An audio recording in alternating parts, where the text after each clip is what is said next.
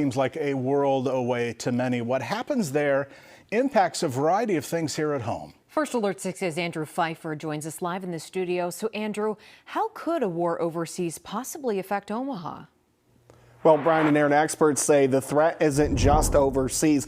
There are two key concerns. One, how this could shift presidential power in the United States and how foreign nations could bring that threat inside of our borders. We spoke with two experts today who say now is the time to pay attention.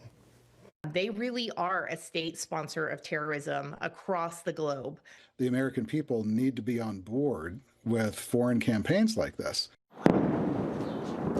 Following the United States attacks in Iran, experts say Omaha could likely see ripple effects. What happened this weekend really could have started a chain of events that we in Omaha should be aware of. Gina Ligon is the director for NCITE at UNO, an organization formed to research counterterrorism. Iran is very interested in waging cyber attacks, particularly on our power grid. Ligon says to be on the lookout for anything that may indicate spam, phishing emails, or threats on your private information. This is how Iran gets into our homes and gets into the United States. NCITE's latest study points to a certain demographic that could be at risk. The heightened risk is to the United States in general, particularly some of our targets that would be symbols of the Jewish community. Power needs to be constrained. Our Constitution is set up to do that, and it's time for Congress to actually take on its role.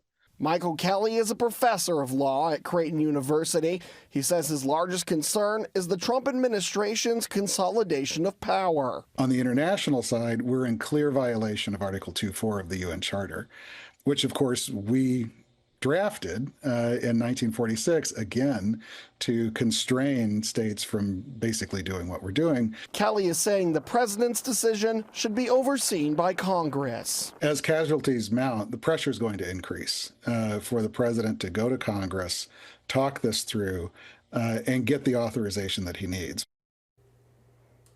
NCITE is a government-wide initiative to counter terrorism that will continue to be funded through 2030. Right now, there are 20 UNO students that are currently overseeing operations in Iran from UNO's campus. Reporting live in the studio, Andrew Pfeiffer, First Alert 6.